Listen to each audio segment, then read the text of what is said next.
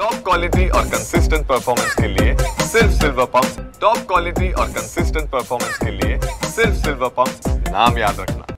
संयुक्त महाराष्ट्राला 62 वर्ष पूर्ण होतात, त्यानिमित्त राष्ट्रवादी काँग्रेस पक्षाकडून गौरव यात्रा काढण्यात येणार आहेत। आपल्यासोबत परांजपे सर आहेत। सर, कशी असणार यात्रा, काय सांगता? आज माननीय प्रांताध्यक्ष खासदार सुनील तटकरे साहेबांच्या शुभ हस्ते गौरवशाली महाराष्ट्र महोत्सव 2025 जो राष्ट्रवादी काँग्रेस पक्षाच्या वतीने साजरा होतोय, त्याचाच एक भाग म्हणून महाराष्ट्र गौरव रथयात्रेचा शुभारंभ माननीय प्रांताध्यक्ष खासदार सुनील तटकरे साहेबांच्या शुभ हस्ते झाला। महाराष्ट्रातील प्रत्येक जिल्ह्यामध्ये विभागवार विदर्भ असेल, म्हणजे नागपूर विभाग असेल, अमरावती असेल, मराठवाडा विभाग असेल, उत्तर महाराष्ट्र असेल, पश्चिम महाराष्ट्र असेल, कोकण मुंबई असेल, ह्या सगळ्या विभागातील सर्व जिल्ह्यांमध्ये हा महाराष्ट्र गौरव रथ जाणार आहे।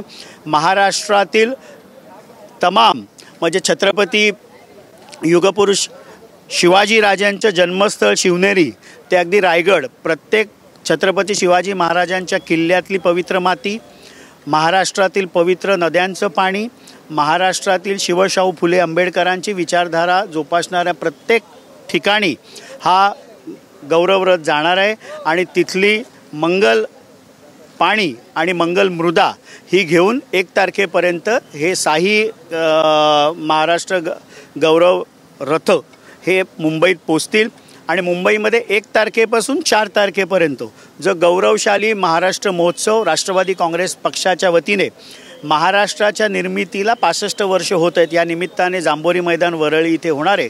तिथे हे मंगल कलश महाराष्ट्रातील तमाम जनतेच्या बघण्यासाठी ठेवण्यात येते। सर, एक राजकीय प्रश्न विचारतो। मोहन भागवत म्हणालेत काल की जो काय हल्ला झाला त्याला आपण जगाला दाखवून दिले पाहिजे की आपण ताकदवान आहात, कसं बघतो मी?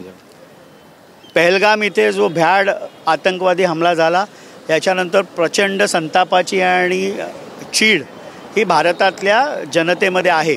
आणि म्हणून अनेक पावलं देशाचे माननीय पंतप्रधान नरेंद्र मोदी साहेब असतील, गृहमंत्री माननीय अमितभाई शाह साहेब असतील, हे पाकिस्तानच्या विरुद्ध उचलत असताना कालच RSSचे सरसंघचालक माननीय मोहन भागवत साहेबांनी जी भावना व्यक्त केली ही भारतातल्या प्रत्येक नागरिकाची आहे की भारत हा सहिष्णू असला तरी भारत किती शक्तिशाली आहे हे दाखवून देण्याची वेळ आलेली आहे। आणि नक्कीच माननीय पंतप्रधान नरेंद्र मोदी साहेब आणि गृहमंत्री अमितभाई शाह साहेब यांच्या नेतृत्वाखाली कडक पावलं पाकिस्तानाच्या विरुद्ध उचलली जातील आणि येणाऱ्या काळामध्ये 4 आतंकी होतील यांना देखील कंठस्थान करण्याचं काम हे दोन्ही नेते करतील आणि तीच अपेक्षा भारतातील जनतेची आहे। सर, काश्मीरमध्ये जे काही पर्यटक अडकले त्यासाठी सरकार असेल किंवा उपमुख्यमंत्री एकनाथ शिंदे ॲक्टिव्ह झाले होते, त्यांनी त्या ठिकाणी जाऊन पाहणी केली। मात्र त्यांचेच खासदार असं म्हणालेत की जे लोक कधी प्लेनमध्ये बसले नाहीत किंवा विमानात बसले नाहीत त्या लोकांना आणतात आम्ही, असंवेदनशील वक्तव्य केलं, टीका होती जोपेर।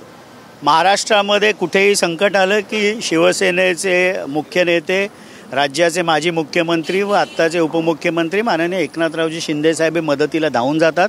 आणि तशाच प्रकारे पहलगाम इथे देखील आतंकवादी हमला झाल्यानंतर महाराष्ट्रातील अडकलेल्या नागरिकांना बचाव करण्यासाठी ते तिथे पोचले।